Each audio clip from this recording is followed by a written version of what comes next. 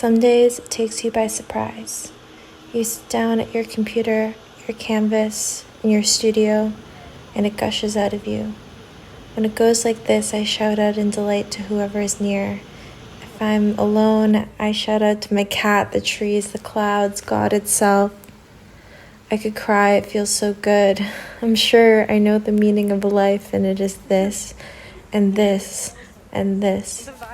One hand is touching the ether, one hand is touching the earth, and they're circulating back and forth in an infinite circle.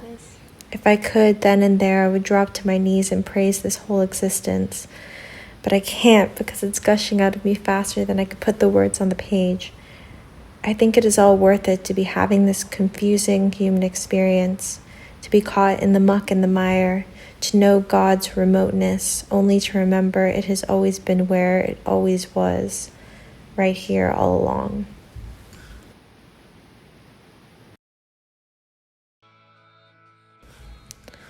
Some days it is the smallest of trickles.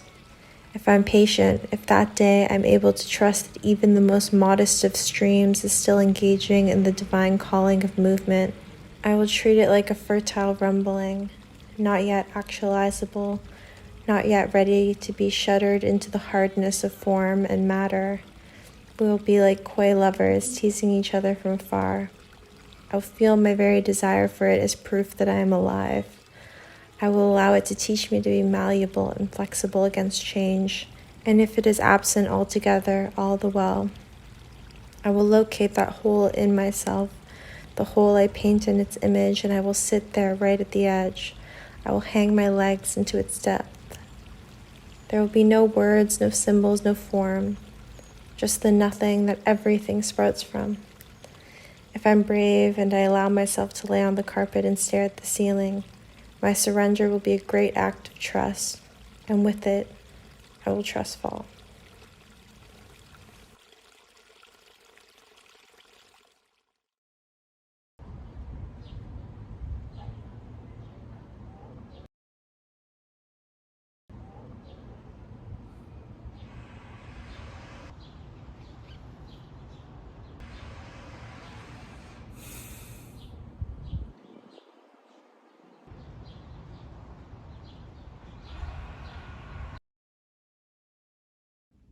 Though I'm not always brave, nor am I always patient, then it will be like I'm pacing outside the room, every now and then jimmying the door to check if it's open. It will be like I'm cast out of the Garden of Eden, like I have known a great and cosmic love, and just like that, it has dissolved out of my hand.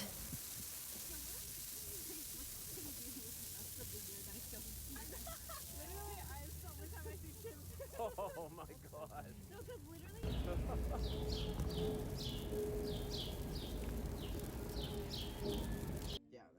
My lover has left in the middle of the night, and I am left lying here, abandoned, and there will be no panic greater than this one.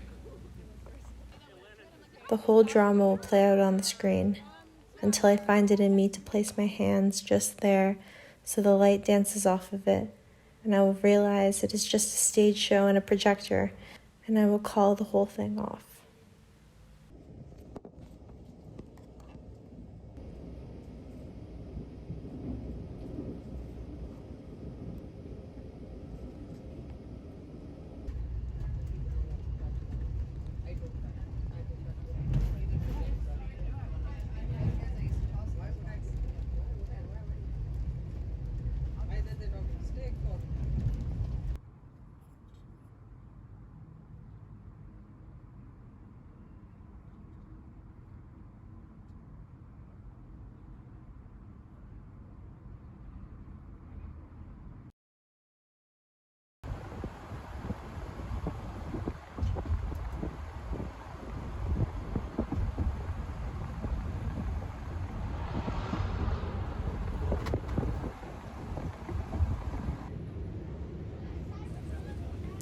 In the sense that you can build a whole room for it to live, only to find that it has slipped out the back door, stolen away every time you try to make a relic of it.